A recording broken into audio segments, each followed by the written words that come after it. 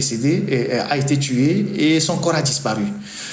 Vous voyez, même Lumumba, les Belges ont tué Lumumba, mais après ils ont dit ce qu'ils ont fait avec son corps.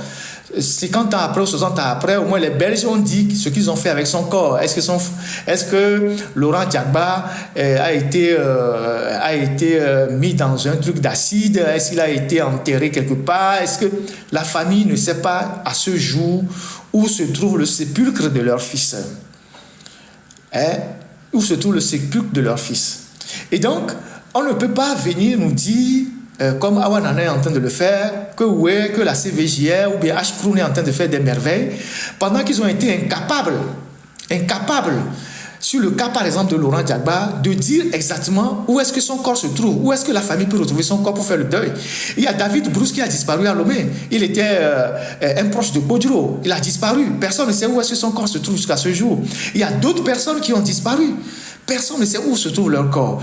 Et donc, la CVJR ne peut pas venir nous dire aujourd'hui, ah oui, on est en train de faire ci, de faire ça, qu'on est en train... Non. Si on a mis autant d'argent dans la CVJR, c'est pour faire la lumière sur cette partie sombre de notre histoire et donc de faire la lumière totale sur cette partie sombre de notre histoire. Et donc, normalement, la famille de Gbagba, qui a connu de grandes figures. Laurent a laissé des enfants qui ont été très brillants. Il y a Henri Gbagba qui était dans le football. Il y a un médecin Gbagba. Il y a un journaliste qui est décédé Gbagba. Tout ça, ce sont ses enfants. Et donc, on devrait situer la famille sur le lieu où ce monsieur qui a exercé des fonctions, questeur de l'Assemblée nationale à l'époque, ce n'était pas une simple fonction, a été enterré. Où est-ce qu'il a été jeté? S'il a été jeté au crocodile, s'il a été jeté, je ne sais pas quoi, dans les fosses aux lions, si on a brûlé son corps quelque part, il faut qu'on le dise. Il faut qu'on le dise. Donc, pour moi, je parle de cette figure parce que là, ça fait 54 ans qu'il est mort. Il est mort je ne sais pas, en 71. 71, on est presque 54 ans. Donc, il est mort. Et que certains de ces enfants qui avaient 9 mois, 8 mois, n'ont jamais connu le visage de leur papa que dans les journaux. Ils ne l'ont jamais connu. Ils ne savent pas. Ils n'ont jamais connu. Donc, ce n'est pas en allant distribuer à Takpamé 200 000, 300 000, 400 000 aux gens que vous réglez ces genres de problèmes qui sont des problèmes mémoriels. Ce n'est pas en allant distribuer de l'argent cash aux gens que les gens vont prendre pour aller boire du tukutu, du sourabi dans un petit coin que le H-Kroon va régler le problème, les vrais problèmes de réconciliation. La réconciliation signifie que des gens qui ont perdu des êtres chers, on doit leur dire où est-ce que ces gens, les gens qui ont disparu, qu'est-ce qui s'est réellement passé? Qu'est-ce qui s'est réellement passé? Qu'est-ce qui s'est réellement passé? Il y a par exemple le commandant Komla qui a été tué dans sa cellule par un groupe de 3 commandos que Eyadem avait fait envoyer pour le tuer parce que Komla était un très grand karatéka, il était un Syrien très brillant que Eyadem a liquidé. Et des 3 personnes qui ont tué le commandant Komla, il y en a un qui vit encore aujourd'hui.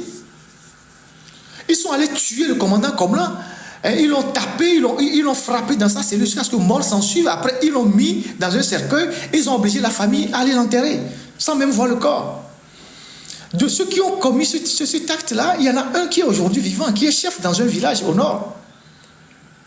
Et donc, vous ne pouvez pas vous lever comme ça, et pendant que les familles sont en train de n'ont pas encore fait le deuil de leurs enfants, pendant que les familles continuent de pleurer la disparition de leurs enfants et venir devant les caméras pour dire on a dépensé 3 milliards pour soulager les familles qui ont été victimes et donc voilà ce qui s'est passé.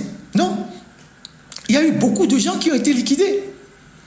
Il y a beaucoup de gens qui ont été liquidés. Vous savez que quand Eyadema prenait le pouvoir en 67, Eyadema prenait le pouvoir. En dehors de Dadjo, qui était l'officier le plus ancien dans le grade le plus élevé à l'époque, la plupart des cadres de cet embryon de l'armée qu'il y avait au Togo, c'était des gens qui étaient de la région méridionale. Vous avez les frères Merlot, les Assila, vous avez les Congo, vous avez les Komla, vous avez les Bandera, et vous avez les Sanvi. Et tous ces gens-là, beaucoup ont fait Saint-Cyr. Beaucoup ont fait Saint-Cyr et donc ils étaient les premiers cadres de l'armée qui sont des officiers qui ont fait de très bonnes formations. Et la première des choses que Yadema a eu à faire, c'est de les liquider un à un et de faire monter des gens qui étaient proches à lui en les faisant former rapidement, comment appelle-t-on, à Bouaké, en Côte d'Ivoire. Parce que le premier, l'un des officiers qui a fait Saint-Cyr, qui est de la région de Kara, je pense qu'il a fait Saint-Cyr premièrement, je pense que ça doit être le général Walla. Le général Walla, qui était le premier à ouvrir la voie de Saint-Cyr, je pense qu'il est parti en 67 ou 68, qui a fait Saint-Cyr.